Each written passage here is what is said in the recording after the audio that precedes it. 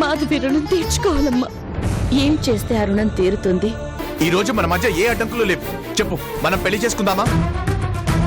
చెప్పు మాధవి. నీకు పెళ్ళయింది. నేను చెప్పిన విషయం ఏం చేశావు? ఏ విషయం? రాజాని పెళ్లి చేసుకునే విషయం.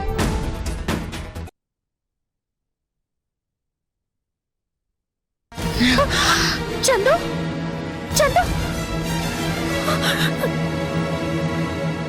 చందు, చందు, ఏం చేసావు? నా వల్ల రాజాకి సంతోషం లేదు, నీకు సంతోషం లేదు,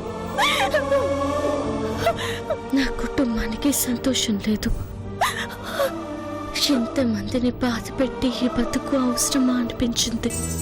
అందుకని నేను తినే అన్నంలో నా చావుని కలుపుకున్నాను. చందు,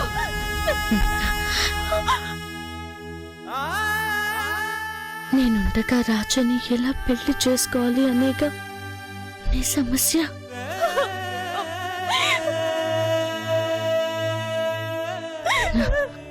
వెళ్ళిపోతున్నాను మాధవి, ఎవరికి అడ్డు లేకుండా వెళ్ళిపోతున్నాను. చందు, ఎంత పని చేసావు చందు. ఈ పని ఎప్పుడో చేయాలి, ఇప్పటికే ఆలస్యమైంది.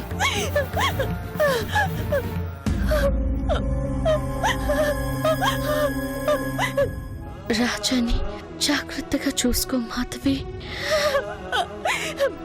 జాగ్రత్తగా చూసుకో. చందు, చందు,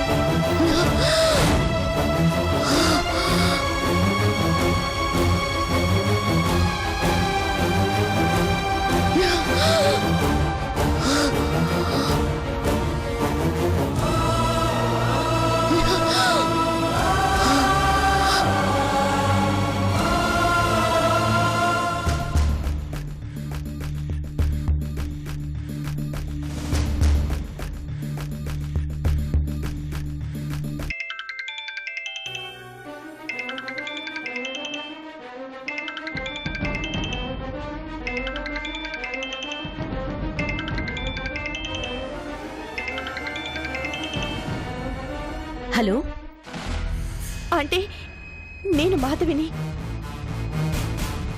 ఏంటమ్మా ఈ టైంలో చేశావు? మీకొక ముఖ్యమైన విషయం చెప్పాలి. ఏంటది? నేను చెప్పేది విని కంగారు పడొద్దు, భయపడొద్దు.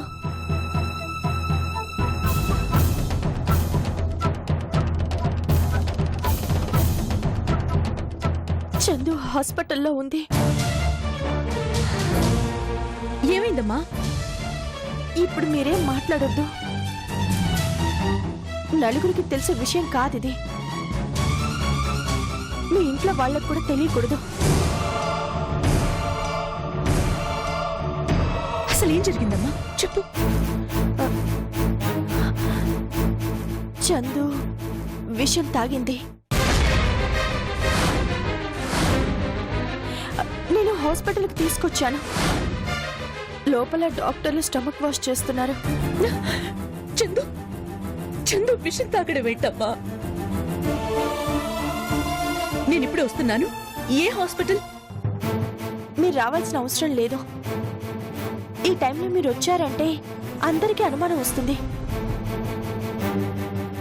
ఒకరికి తెలిసినా అది 10 మందికి తెలుస్తుంది. నలుగురు 4 రకాలుగా మాట్లాడుకుంటారు. అందుకే మీరు రావద్దు అంటున్నాను. ఇంత జరిగిందని తెలిసాక రాకుండా ఎలా ఉండగలనమ్మా? చందుకేం కాదంటీ, నేనున్నాను కదా. నేను చూసుకుంటాను. మీరు ధైర్యంగా ఉండండి. అయ్యో, అసలే పెళ్ళనుకుంటున్నారు. ఇప్పుడు ఈ విషయం తెలిసిందంటే అది మీకే మంచిది కాదు. అందుకే ఎవరికి చెప్పొద్దు. ఒకవేళ మీ వారు అడిగినా, చందు వాళ్ళ నాన్నగారు అడిగినా ఫ్రెండ్ పెళ్లికని ఏదో ఊరెళ్ళిందని చెప్పండి. మీరు చందు గురించి కంగారు పడాల్సిన అవసరం లేదు. ఏ అవసరం వచ్చినా నేను చూసుకుంటాను. సరేనా?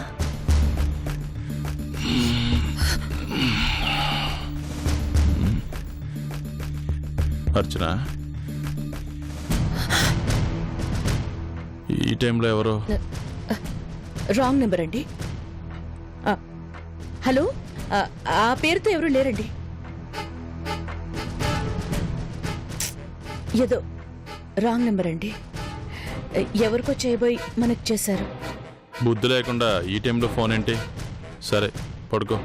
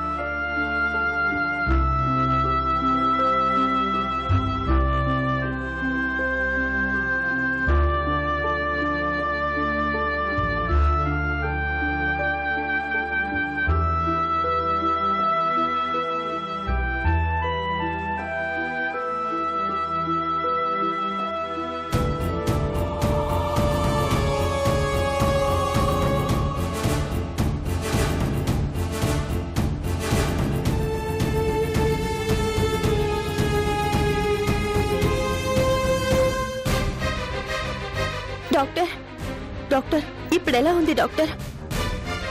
తనకేం కాకూడదు డాక్టర్. తను బతకాలి. ఎంత ఖర్చైనా పర్వాలేదు. Please doctor. రైట్ టైంకి తీసుకొచ్చారు కాబట్టి సరిపోయింది. లేదంటే చాలా కష్టమయ్యేది. ఇప్పుడు ఎలా ఉంది డాక్టర్? స్టమక్ క్లీన్ చేశాం, బట్ కండిషన్ ఇంకా సీరియస్ గానే ఉంది. నేను తనని చూడొచ్చా? మీరు చూడాలి అనుకుంటే చూడొచ్చు, కానీ పేషెంట్ని డిస్టర్బ్ చేయకూడదు. అలాగే doctor. It's okay.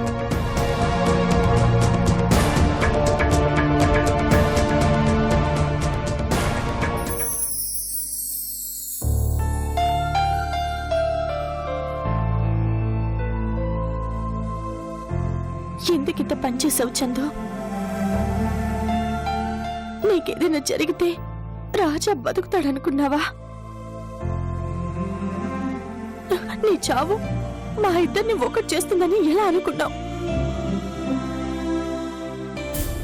Please madam, patient ని డిస్టర్బ్ చేయొద్దు. వెళ్ళండి, బయటికి వెళ్ళండి.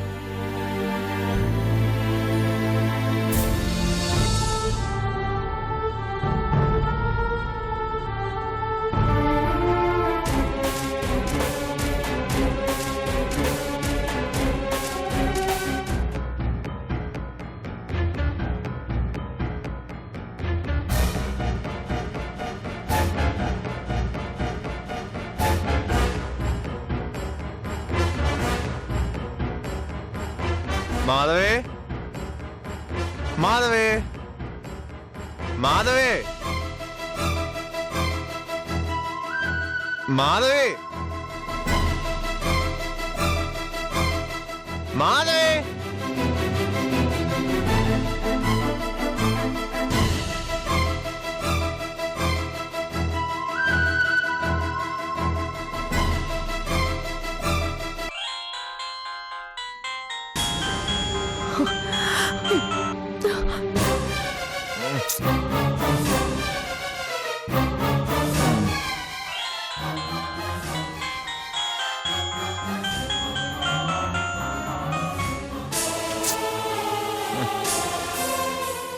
ఎక్కడికి వెళ్ళావు మాధవి?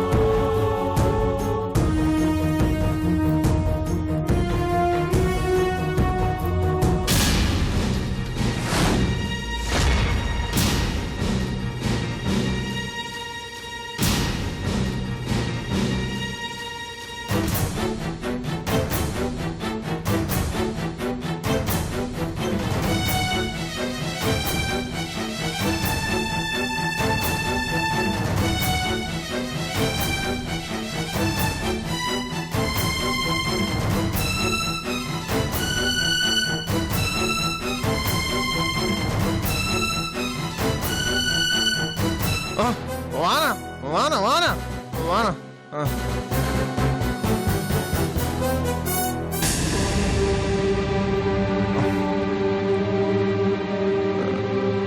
మాధవి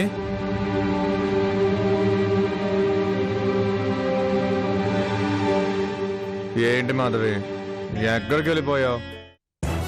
మనిషివేనా నువ్వు? ప్రేమంటే ప్రేమించిన దాని ఇష్టాన్నే కాదు, కష్టాన్ని కూడా ప్రేమించాలి. అది ప్రేమ.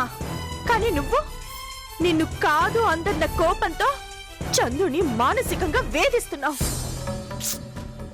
ఇప్పుడు ఆ టాపిక్ వదిలే మాధవి. ఇప్పుడు మనం మాట్లాడాల్సిన టాపిక్ అదే. చందు నిన్ను ద్వేషించి తప్పు చేసింది. ఇప్పుడు నువ్వు చేస్తుందేంటి? తను తప్పు చేసినా సరిదిద్దుకునే ప్రయత్నం చేసింది. నువ్వు చీ అన్నా చా అన్నా నీతో కలిసి బతకాలని నీ కళ్ళ ముందే నీ ఇంట్లో ఉంది. అర్థం లేని ఆవేశంతో వద్దన్నా నువ్వే అరోస్తానని బయటికి గెంటేశావు. తనేదో తప్పు చేసినట్టు పగబట్టి సాధిస్తున్నావు. అంటే తనే తప్పు చేయలేదు, అన్నీ నేనే చేశానంటావా? అవును, తప్పంతా నీదే. నాకు అవసరం లేదు అని చందుని బయటికి విసిరేసింది నువ్వే. తన కోసమో తన కుటుంబం కోసమో తన బతుకు తను బతకాలి అనుకుంటే అడుగడుగున అడ్డుపడుతుంది నువ్వే.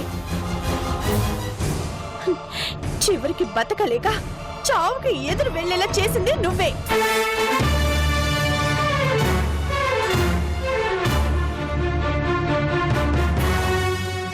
ఏంటి చావా?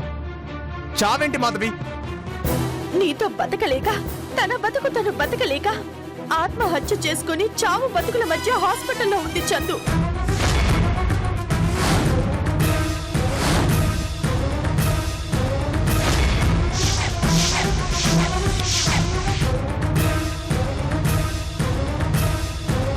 తెలియని వాళ్ళకి 100 మందికి బతుకునిచ్చావు. నీతో కలిసి బతకాలి అనుకున్న చందుని మాత్రం బతకడానికే భయపడేలా చేశావు. ఏం న్యాయం రాజా ఇది?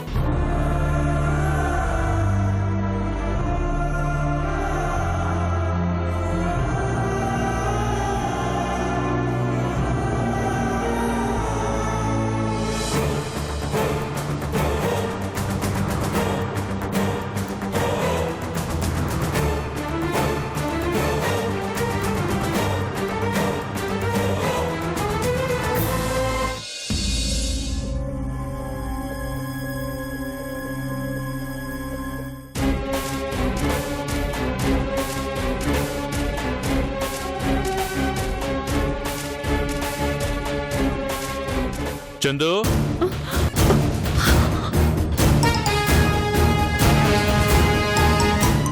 చందు, అమ్మా చందు.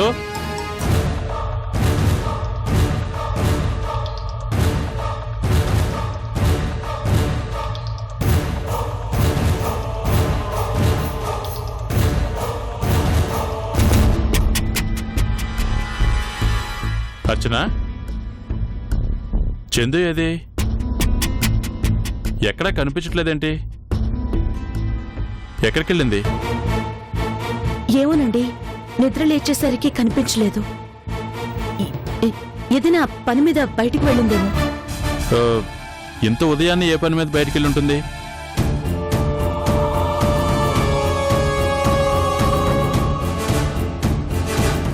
ఏంటి అర్చన అదో రకంగా ఉన్నావు? రాత్రి కూడా సరిగ్గా నిద్రపోయినట్లేదు. అదేం లేదండి, బానే ఉన్నాను. సర్లే, నేను నరేంద్ర గారి దగ్గరికి వెళ్ళొస్తాను.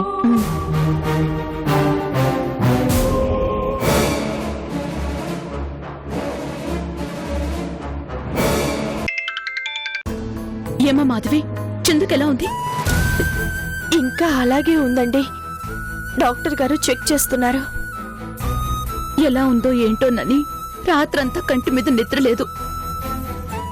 ఉదయాన్నే లేచి రావాలంటే ఆయనతో ఎక్కడికి చెప్పాలో అర్థం కాలేదు. చావు బతుకుల మధ్య ఉన్న కూతుర్ని చూసుకునే అవకాశం కూడా లేకుండా అయిపోయింది. బాధపడకండి అంటే చందుకేం కాదు. అవును, చందుకిలా జరిగిందని కృష్ణ అంకుల్కి చెప్పారా? కృష్ణక, చందు అంటే ప్రాణం తనకి. పోయిన నా చెల్లెల్ని తనలోనే చూసుకుని బ్రతుకుతున్నాడు. ఇప్పుడు ఇలా జరిగిందని తెలిస్తే తట్టుకోలేడమ్మా. అలా అని కన్న తండ్రికి చెప్పకపోవడం తప్పే, కానీ తప్పదు. కూతురి జీవితం ఏమైపోతుందో అర్థం కాక ఇప్పటికే అల్లాడిపోతున్నాడు. ఇప్పుడు ఈ విషయం తెలిస్తే అస్సలు తట్టుకోలేడమ్మా. అంతగా అవసరమైతే అప్పుడు చూద్దాం. ఇప్పటికీ ఈ విషయం మన మధ్య ఉండటం మంచిది. నేనిప్పుడే బయలుదేరొస్తున్నాను. ఈలోపు నువ్వు చందుని జాగ్రత్తగా చూసుకో అమ్మా. అలాగే ఆంటీ.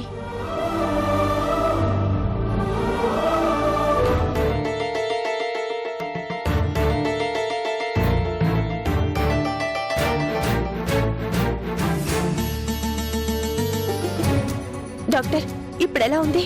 పాయిజన్ డోస్ కొంచెం ఎక్కువగా తీసుకున్నందువలన 24 అవర్స్ గడిస్తే గానీ ఏం చెప్పలేం.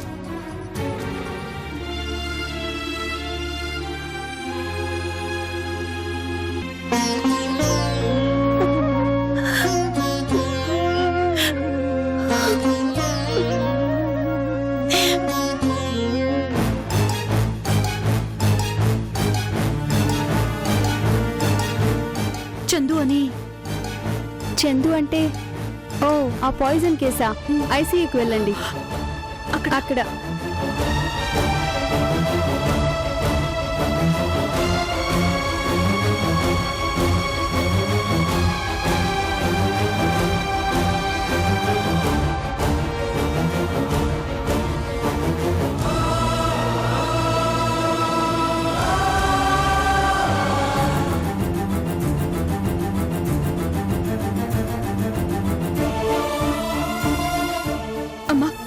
ఎలా ఉందమ్మా?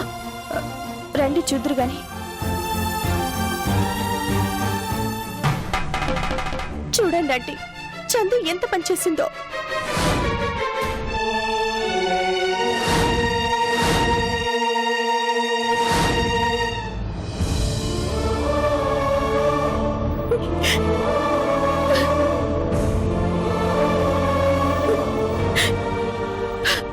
ఇప్పుడేమంత కష్టం వచ్చిందని మమ్మల్ని వదిలేసి వెళ్ళాలనుకున్నావమ్మా? నీకేదైనా జరుగుంటే మేమంతా బ్రతకగలం అనుకున్నావా?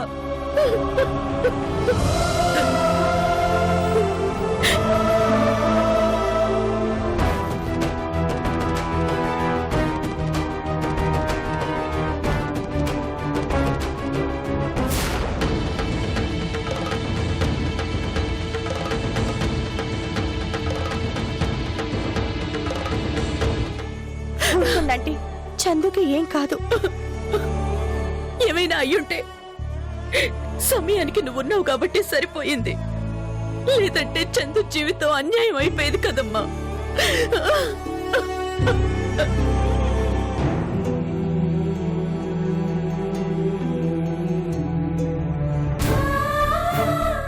ఈ వయసుకి చనిపోవాలన్న ఆలోచన వచ్చింది అంటే మానసికంగా ఎంత నరకం అనుభవించిందో చూడమ్మా. నా బాధని చూడలేక, తన ప్రేమని చంపుకోలేక ఈ నిర్ణయానికి వచ్చినట్టుంది.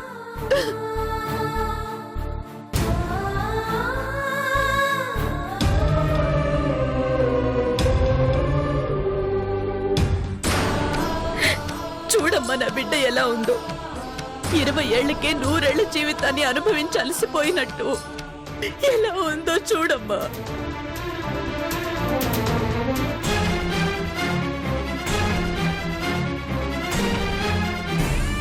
ఏడవకండి అంటే మీరిలా బాధపడతారని ముందు ఈ విషయం మీకు చెప్పలేదు. ఇంత జరిగినా నాతో ఎందుకు చెప్పలేదు అంటారేమోనని భయపడి అప్పుడు ఫోన్ చేశాను.